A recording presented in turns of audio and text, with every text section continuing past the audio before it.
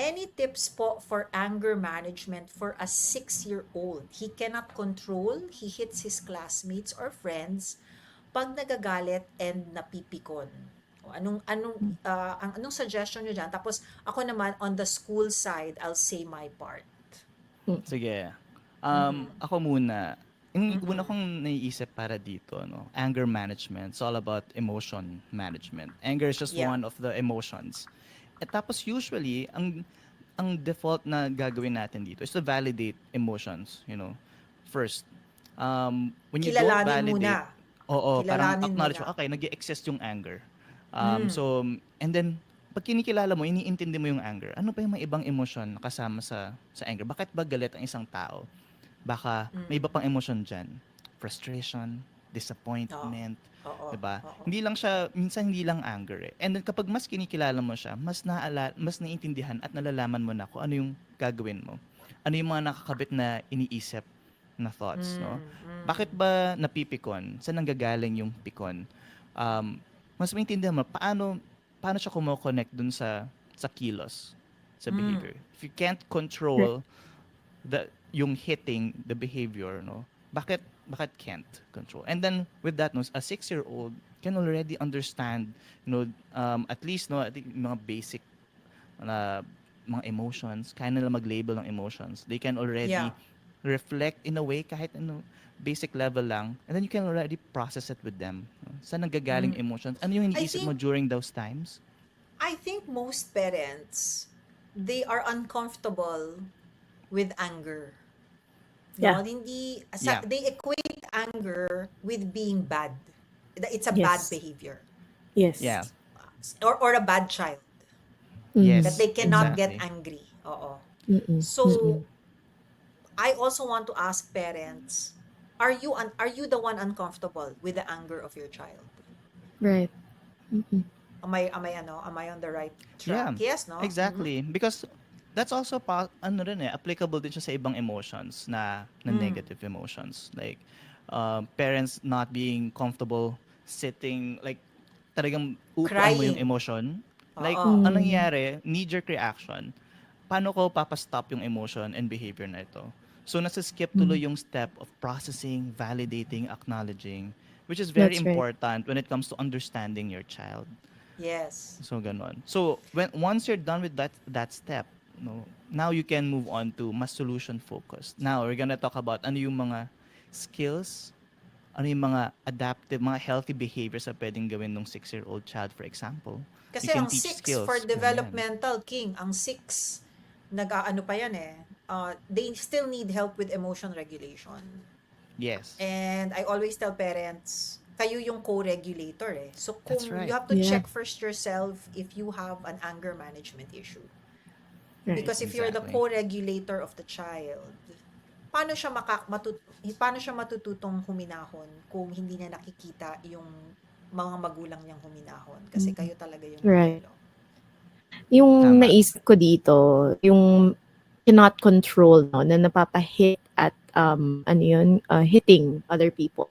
I Mm. think nagiging mahirap siya, especially mukhang school setting, no? And I think usually Yeah. parang nagiging firefighting. Kunyari, nangyayari na yung nakikita na yung child na may na-hit na, it's hard, right? So, It's it's really really hard. about channeling the anger.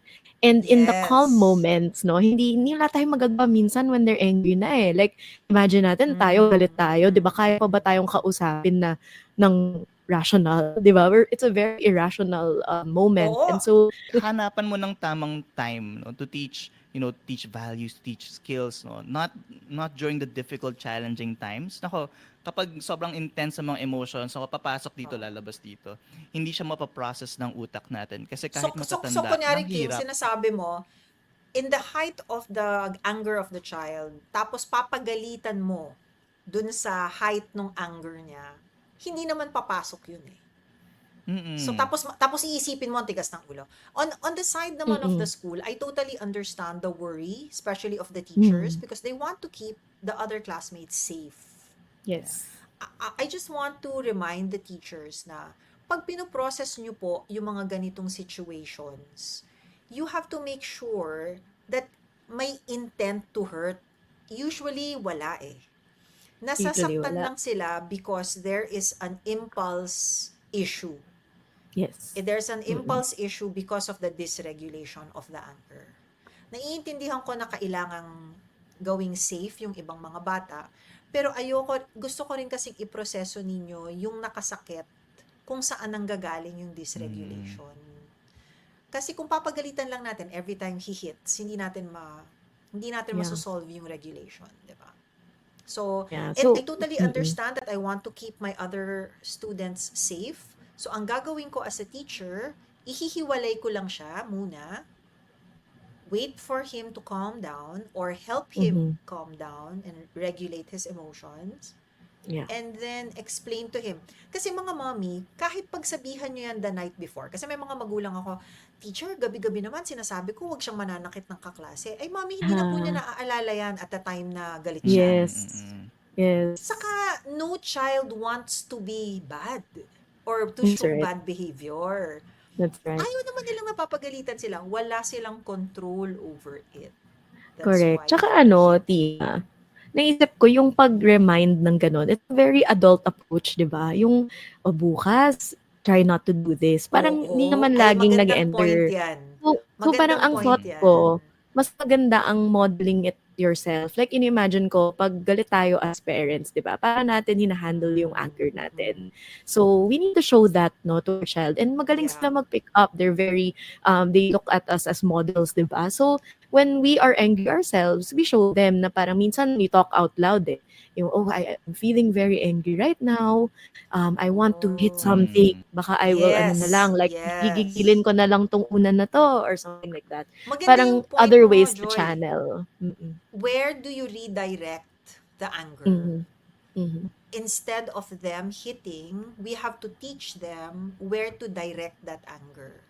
Kasi Exactly. syempre, pag meron silang hindi nakuha kagad at yung kaklase nilang nakakuha, ang sasaktan nila yung kaklase nila. It's Yeah. not because they want to hurt that classmate. It's because I Yeah. wanna be first. I wanna be first. I'm so frustrated. What can I do? May tanong lang dito Mhm. si Elwie. Siguro siya, teacher siya. Paanong hiwalay? Mm. Paano namin hinihiwalay ang bata? Kailangan nyo po kasing ihiwalay siya sa mga kaklase para hindi po siya makasakit. Hindi Kasi kailangan nyo rin mag-escalate. pong, Mm. kailangan nyo rin kasing protektahan yung mga Safety. kaklase. Oo, safety Mm-mm. first. So, yung physical muna, saka ninyo i-process.